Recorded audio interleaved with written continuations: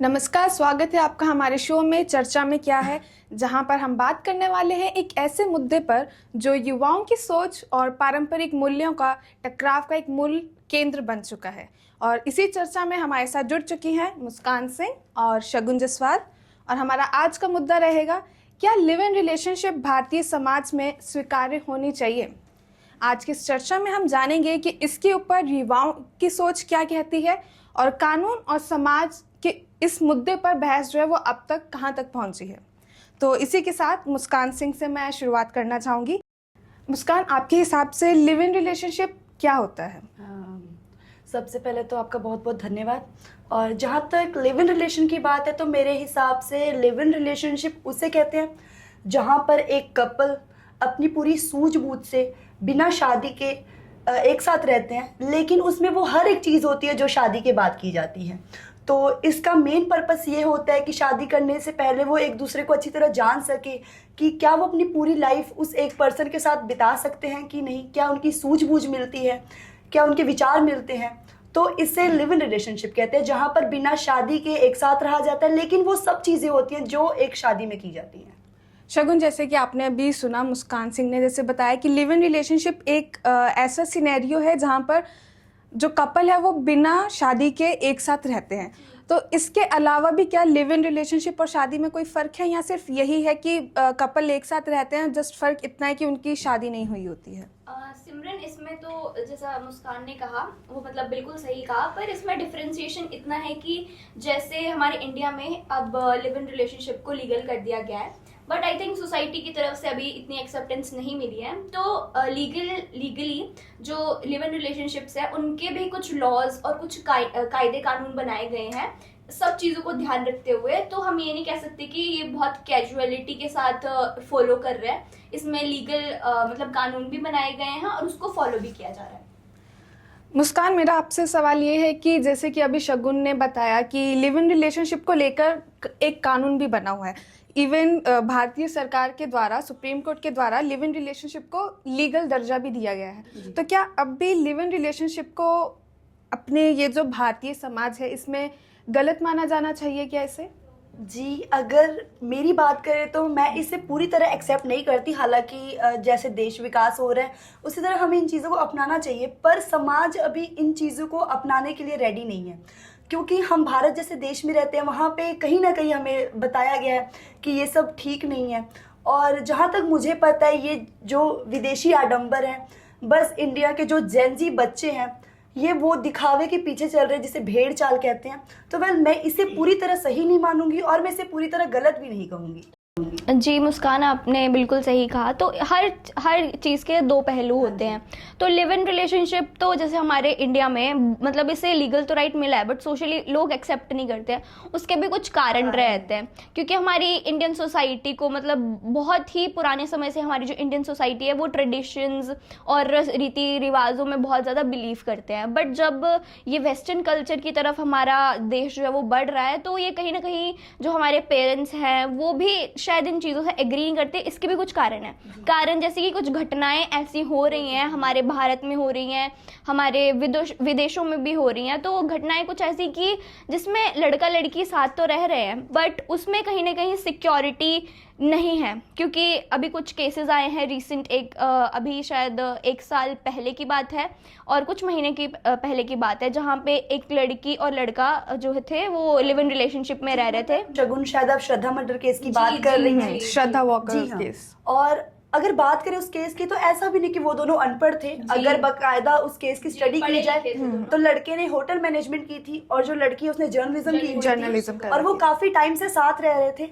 और लड़के ने उसे बकायदा मारने के लिए एक फ्रिज और मीट काटने वाला नाइफ, प्रॉपर चीज़ें ऑर्डर की थी। और बाद में जब उसकी मानसिकता पता की गई, जब बाद में इस पूरी चीज़ की इन्वेस्टिगेशन की गई, तो बस इतना पता लगा कि वो लिव इन में रह रहे थे और लड़की उस पर दबाव डाल रही थी कि तुम मुझसे शादी कर लो, और लड़के का बाहर कहीं अफेयर चल रहा था। जी, इसकी एक जो डिसएडवांटेज है लिव इन रिलेशनशिप की वो ये भी है कि एक कंफर्मेशन नहीं देता है एक इंसान को। हम मान सकते हैं कि अगर दोनों में से एक पार्टनर भी ये चाहता है कि मैंने शादी तक इस रिलेशनशिप को पहुंचाना है, हो सकता है अगला इंसान आपके साथ वो सेम चीज़ फील नहीं कर रहा हो, तो इसकी कुछ कंफर्मेशन नहीं है, ये सिर्फ आपके कन्वीनियंस के लिए है कि आप अगले इंसान को जान सके शादी से पहले अगर आपको करनी है, या आप जान लीजिए कि वो कैसा है, क्या आदतें हैं उनकी, या वो क्या करते हैं अपनी रोज़मर्रा की ज़िंदगी में, जिससे ईजी हो जाता है अगले इंसान को भी समझना और उस इंसान के लिए भी आपको समझना। इसीलिए शायद मैंने कहा कि जो हमारा देश है वो अभी लिव इन रिलेशन के लिए रेडी नहीं है, क्योंकि अगर हम अपने पेरेंट्स की भी बात करें तो कहीं ना कहीं वो भी हमें बताते हैं, या फिर हमने कहीं सुना है कि शादी से पहले लड़का लड़की को बात नहीं करना चाहिए, ज़्यादा मिलना नहीं चाहिए, घूमना नहीं चाहिए। तो शायद उसके पीछे की वजह कहीं ना कहीं ये है। इसकी एक वजह ये भी है कि जो ज़्यादातर लिव इन रिलेशनशिप्स हैं वो कामयाब नहीं हो रहे हैं। बेसिकली इनमें कमिटमेंट नहीं देखने को मिलती है, वो बस कन्वीनियंस होता है, इसमें कमिटमेंट कम होती है। बहुत ही ऐसे कम रिश्ते होंगे जो शादी तक शायद पहुंचे होंगे। एक केस ऐसा भी आया है कि जहाँ पर एक कपल लिव इन रिलेशनशिप में रह रहा होता है और शादी से पहले ही लिव इन रिलेशनशिप में जब वो लोग रह रहे होते हैं तो उनके एक बच्चा हो रहा था, लेकिन जब लड़की अपने प्रेमी को कहती है कि वो शादी तक बात को पहुंचाए तो वो मना कर देता है और उसे अबॉर्शन के लिए फोर्स करता है। तो ऐसे केसेस में अब जो नया बच्चा आया है, जो न्यूबॉर्न बेबी हुआ है, उसके ऊपर क्या नेगेटिव असर पड़ता है? नेगेटिव असर इस पे ये पड़ेगा कि पहले तो जिस समाज में हम रहते हैं उसमें सबसे ज़रूरी क्या होता है कि एक बच्चे को पिता का नाम मिलना। तो अगर उसे वही नहीं मिलेगा तो उसे शायद पूरी ज़िंदगी समाज एक्सेप्ट नहीं कर पाएगा, चाहे हम कितने भी मॉडर्नाइज हो जाएं, बट समाज की जो कुछ रीतियां हैं, हम कह सकते हैं कुरीतियां भी हैं, जिनकी वजह से हमारा शायद समाज बहुत स्लोली प्रोसेस करता है। तो ये भी है और भी मतलब बहुत सारी चीज़ें हैं इस चीज़ में। और जैसा कि बात की गई कि उस बच्चे पे क्या असर पड़ेगा, सबसे पहले तो उस बच्चे पे असर पड़ने के लिए पहले उसे पैदा होना पड़ेगा। और सबसे बड़ी बात है, मुझे जहाँ तक लगता है कि अगर कोई कपल लिव इन में रहता है और बिना शादी के अगर वो इंटीमेट होते हैं और अगर कोई बच्चा रह जाता है तो सबसे पहली बात तो वो उसे पैदा नहीं होने देंगे। तो सबसे बड़ी चीज़ ये है कि वो अपने थोड़े से मज़े के लिए एक नन्ही सी जान जो अभी इस दुनिया में आई भी नहीं है, उसकी ज़िंदगी कहीं ना कहीं ख़राब हो जाती है, जिसमें उसका कोई कसूर नहीं है। पे हमारी भारतीय सरकार ने भी कुछ नियम बनाए हैं कि अगर इस रिलेशनशिप के दौरान अगर उनका कोई बच्चा होता है तो उसको भी पूरे लीगल राइट्स दिए जाएंगे और माता पिता दोनों की प्रॉपर्टी में से भी उसे पूरा मतलब हिस्सा जो है मिलेगा। वो ऐसा नहीं होगा कि अगर एक पार्टनर ने उसे मतलब एक्सेप्ट करने से मना कर दिया तो वो बच्चे की ज़िंदगी बर्बाद हो जाएगी। बट कहीं ना कहीं हमारा जो समाज है वो इन सब चीज़ों को एक्सेप्ट करने के लिए अभी उतना तैयार नहीं है, रेडी नहीं है, जहाँ तक मुझे ऐसा लगता है। और जो हमारी भारतीय संस्कृति की जड़ें हैं वो ये है भी नहीं, ये सिर्फ एक जो ट्रेंड, जैसे हमारे सोशल मीडिया में ट्रेंड्स आते हैं ना, हम उन्हें फॉलो करते रहते हैं, वैसे ही वेस्टर्न कल्चर के भी कुछ ट्रेंड्स आते रहते हैं जो हम उन्हें फॉलो तो करते हैं बट वो उस तरीके से उनके हिसाब से वो फॉलो नहीं हो पाते जिस तरह से वो वहां पे होते हैं। लेकिन हम वहीं अगर बात करें आज के युवाओं की, जेनजी की बात करें, तो जब हम उनके सामने ये सारे तर्क पेश करते हैं, ये सारे फैक्ट्स रखते हैं कि हमारी जो इंडियन सोसाइटी है, जो इंडियन कल्चर है, वो काफ़ी डिफरेंट है और जो ये लिव इन रिलेशनशिप वाला ट्रेंड है ये एक वेस्टर्न इन्फ्लुएंस है, तो उस पर उनका मानना ये होता है, जो एक पॉइंट वो हमारे सामने रखते हैं कि हमें भी टाइम के साथ बदलना सीखना होगा। तो इसके ऊपर आपके क्या विचार हैं? बहुत अच्छा क्वेश्चन है। इसके लिए पहले मैं एक उदाहरण देना चाहती हूँ। आपने देखा होगा अगर कोई पौधा छोटा होता है तो उसे सीधा बढ़ने के लिए उसे सहारा देना पड़ता है, जिसमें लकड़ियां लगाई जाती हैं, उसे बांधा जाता है ताकि वो सही दिशा में जाए। तो इस पे कहीं ना कहीं पेरेंट्स की भी गलती है। अगर हम ही है, अगर हमें बचपन से ही सही शिक्षा नहीं मिलेगी, अगर हमें अपने कल्चर के बारे में, भारतीय समाज के बारे में नहीं सिखाया जाएगा और सडनली अगर बच्चा जाके कोई कदम उठा लेता है और फिर हम उससे एक्सपेक्ट करें कि नहीं ये गलत है, तो वो नहीं सीखेगा। और यहाँ पे जनरेशन गैप भी आ जाता है, क्योंकि एक पीढ़ी की सोच और दूसरी पीढ़ी की सोच में बहुत अंतर होता है। और जैसे कि हम जानते हैं अब हमारे जो पेरेंट्स हैं उनकी जो मतलब जनरेशन है और हमारी जनरेशन है उसमें दिन रात का फर्क है। तो ऐसे ही इस चीज में भी वो गैप्स आते जाते हैं, बट हमें अपनी जो जड़ें हैं वो हमें शायद नहीं भूलनी चाहिए। लेकिन क्या फिर भी लिव इन रिलेशनशिप पूर्णतः गलत है क्या? नहीं, मेरे ख्याल से तो ये पूरी तरह गलत नहीं है, क्योंकि अगर आप किसी इंसान के साथ अपनी पूरी जिंदगी बिताने का सोच लिया है तो कहीं ना कहीं आपको जरूरी है कि आप उसे समझे, आप उसकी पूरी कमिटमेंट है, जी आप उसकी पूरी दिनचर्या देखें कि वो इंसान गुस्से में कैसा बिहेव करता है, जब उसके पास पैसे नहीं होते तो वो कैसा बिहेव करता है, वो घर पे कैसे रहता है, वो बाहर कैसे रहता है। तो मैं लिव इन को पूरी तरह गलत नहीं कहती, पर जैसे कि हर सिक्के के दो पहलू होते हैं, तो ये पूरी तरह गलत भी नहीं है तो पूरी तरह सही भी नहीं है। और मेरे हिसाब से तो ये सही नहीं है, क्योंकि अभी तक तो मुझे ऐसा कोई केस देखने को नहीं मिला जिसमें लिव इन रिलेशनशिप सक्सेस हुआ हो। बकायदा मेरे है, आगे but बहुत ही रेयर है, परसेंटेज जी, है वो बहुत ज्यादा रेयर है। बकायदा उसके अलावा हमें ऐसे केसेस बहुत देखने को मिले जिसमें लिव इन में लड़कियों को काटा गया हो। शायद हाल ही में एक केस आया था, आपने सुना होगा कि एक मर्द था जिसकी उम्र काफी ज्यादा थी, उसकी शादी हो गई थी, लेकिन वो शादी के बाद भी अपनी प्रेमिका के साथ लिव इन में रहता था, जो कि इलीगल है, जो कि इलीगल है, क्योंकि उसने अपनी पत्नी को डिवोर्स नहीं दिया था, वो उसके साथ लिव इन में रहता था। और पता नहीं सम रीजंस करके उनके बीच में लड़ाई हुई और उस इंसान ने अपनी प्रेमिका को 28 टुकड़ों में काट कर प्रेशर कुकर में उबाल कर कुत्तों में डाल दिया। तो मेरे हिसाब से इसे प्यार नहीं कहते हैं, ये बस एक भेड़ चाल है कि अगर वो लिव इन में रह रहा है तो हम भी रहेंगे। क्योंकि अगर जिस बंदे को प्यार हो सिमरन, वो कहीं ना कहीं ऐसी चीजें तो नहीं कर सकता, इसे मानसिक तौर पर बीमार लोग ही कहेंगे। जैसे कि हमने श्रद्धा वॉकर केस की बात करी और अभी आपने जो एक केस के बारे में बताया, तो अक्सर देखने को मिला है कि इन सब चीज़ों में महिलाओं को ज़्यादा सफ़र करना पड़ा है। अब मान लीजिए किसी का ब्रेकअप हो जाता है तो सोसाइटी उस वुमेन को, उस महिला को किस तौर पे अपनाती है, किस तौर पे देख। मैं सॉरी टू इंटरप्ट यू, बस इसमें मैं ये भी कहना चाहती हूँ कि हर जगह सिर्फ महिलाओं के साथ गलत नहीं होता है। मैंने रिसेंटली एक केस देखा था जिसमें सुप्रीम कोर्ट की जजमेंट भी आई थी, वो कोर्ट सुप्रीम कोर्ट तक गया, मतलब जो वो केस था वो सुप्रीम कोर्ट तक गया था। तो उसमें ऐसा था कि एक जोड़ा था, वो लिव इन रिलेशनशिप में रह रहे थे और उसमें लाइक जो फीमेल पार्टनर थी उसने मतलब अपने मेल पार्टनर को लाइक इंटीमेट होने के लिए फोर्स किया। तो जब वो सब चीज़ें हुई तो उसके बाद जो है वो उस औरत ने दावे करने शुरू कर दिए कि इट वाज रेप और व्हाटएवर, और उनकी संपत्ति में से भी पैसे आंटने के लिए बहुत ही मतलब गलत चीज़ हुई उस इंसान के साथ। तो वो केस जो है सुप्रीम कोर्ट तक गया, उसके बाद जाके कहीं उस आदमी को राहत मिली है जाके। तो हम ये नहीं कह सकते कि सिर्फ औरतों के साथ गलत होता है, मर्दों के साथ भी गलत होता है। और ये यहाँ पे अगर हम जेंडर इक्वालिटी की बात करें तो वो यहाँ पे आ ही जाती है। जैसा कि शगुन ने बताया एक केस, तो मुझे उससे एक बहुत हंसी वाला केस याद आया जो आपने भी कहीं ना कहीं सुना होगा। जैसा कि उन्होंने बोला कि हर जगह सिर्फ औरतों के साथ गलत नहीं होता। तो रिसेंटली एक केस है जिसपे रील्स भी काफ़ी ज़्यादा वायरल हुई थी, जिसपे एक कपल थे और शायद वो कपल जो उसमें मेल था वो शायद किसी और लड़की को डेट कर रहा था अपनी गर्लफ्रेंड को छोड़ के। तो गर्लफ्रेंड ने अपने बॉयफ्रेंड का प्राइवेट पार्टी काट दिया था, जैसा आपने सुना होगा। इस पे काफ़ी रील्स भी आई थी। तो कहीं ना कहीं कह सकते हैं कि ताली एक हाथ से नहीं बजती। अगर लड़के गलत हैं तो हम लड़कियों को भी पूरी तरह सही नहीं कह सकते हैं। जी बिल्कुल सही कहा आपने। और देखा जाए तो अगर कोई कपल लिव इन रिलेशनशिप में रहता है तो अपनी जो इंडियन सोसाइटी है वो इन सब चीज़ों को इतनी जल्दी एक्सेप्ट नहीं करती है। इवन हमारे भी अगर आसपास कोई ऐसा कपल रह रहा होगा जो लिव इन में रह रहा होगा, मे बी काफ़ी ऐसे लोग होंगे जो उन्हें एक्सेप्ट नहीं करेंगे, उनके बारे में तरह तरह की बातें करेंगे।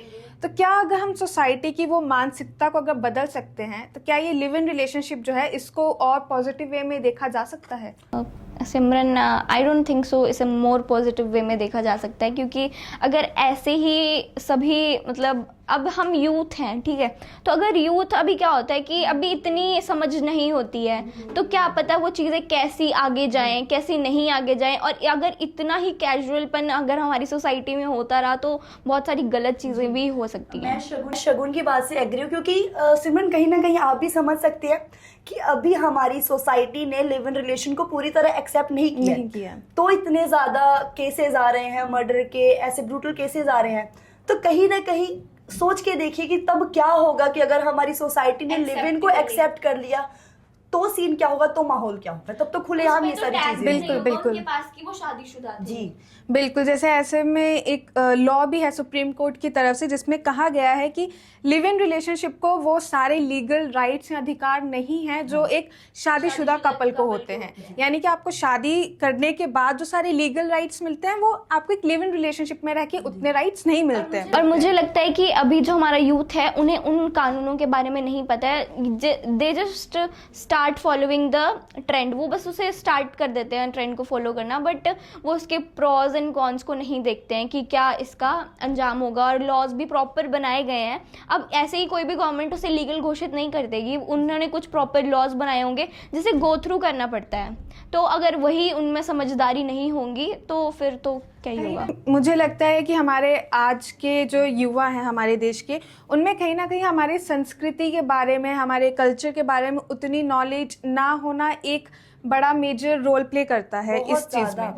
आप किसी को भी ले लीजिए, इवन कि आजकल के बच्चों को ले लीजिए, उन्हें गायत्री मंत्र नहीं आते होंगे, उन्हें श्लोक नहीं आते होंगे, लेकिन उन्हें रैप आते होंगे, उन्हें हॉलीवुड के सॉन्ग्स आते होंगे, उनके डायलॉग्स आते होंगे। तो कहीं ना कहीं इसमें हमारी ही गलती है कि हमने शुरू से अपने बच्चों को नहीं सिखाया है।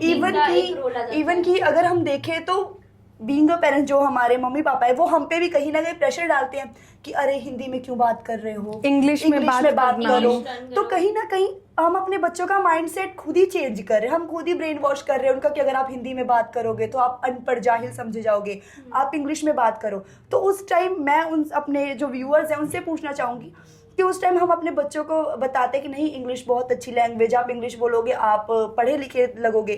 तो जब हमारे बच्चे वो ट्रेंड अपना रहे हैं तो उन्हें दिक्कत क्यों हो रही है? तो कहीं ना कहीं हमारे पेरेंट्स की भी गलती है कि उन्हें शुरू से नहीं उस चीज की तरफ ढाल रहे हैं। जी। अब जो बड़े से बड़े विकसित देश हैं वो थोड़ी हमारी हिंदी को प्रेफर करते बहुत हैं ज्यादा। या इंग्लिश को प्रेफर करते हैं। अब चाइनीज जो है सबसे ज्यादा बोली जाती है हमारी पूरी दुनिया में मैंडरिन बोली जाती है। तो वो भी तो अपनी ही भाषा को प्रमोट कर रहे हैं उनका।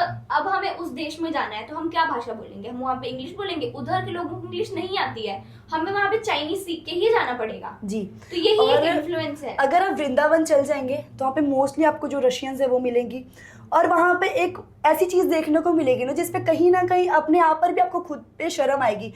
क्योंकि अगर आप वहाँ पे चले जाएंगे तो वहाँ पे जो फॉरेनर्स हैं वो हरे राम हरे कृष्णा कर रहे होंगे, और वहीं पे जो इंडियंस है वो उनके घर के वीडियोस बना रहे होंगे, रील्स बना रहे होंगे। ये एक ट्रेंड बहुत चला है कि हम लोग किसी भी धार्मिक स्थल पे जा रहे हैं तो श्रद्धा की जगह हम लोग जा रहे हैं रील्स बनाने के लिए, रील्स बना के डाल दें या अपनी स्नैप्स बना के डाल दें ताकि हमारे दोस्तों को, जो हमारे अदर रिलेटिव्स उन्हें पता चल सके। मन की स्थिरता नहीं। हाँ। मन की स्थिरता इससे नहीं। पता चलता है कि जो हमारा जनरेशन है, जो हमारी यूथ है, वो किस साइड जा रही है, और उसे उस साइड भेजने में कहीं ना कहीं हमारा ही दोष है।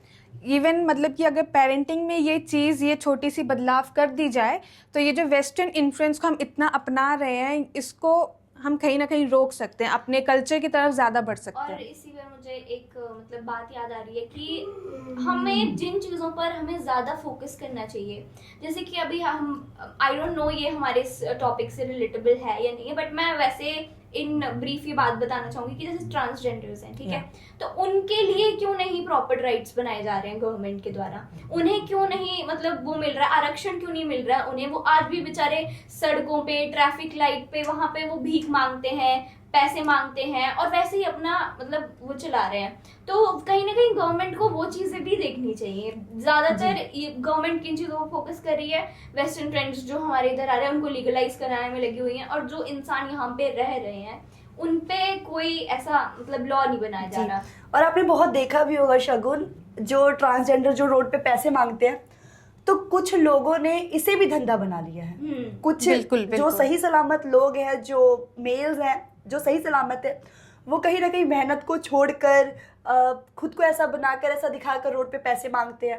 तो इससे पता लगता है कि वैसे तो हम कितनी भी डेवलपमेंट की बात कर ले कि हमारा इंडिया आगे जा रहा है, आगे जा रहा है, पर एक बार आप उन लोगों में उतर के देखो, उस जगह से सोच के देखो, तो कहीं ना कहीं आपको पता लगेगा कि नहीं, हम कितना पिछड़ रहे हैं, कितना ज़्यादा। जी बिल्कुल।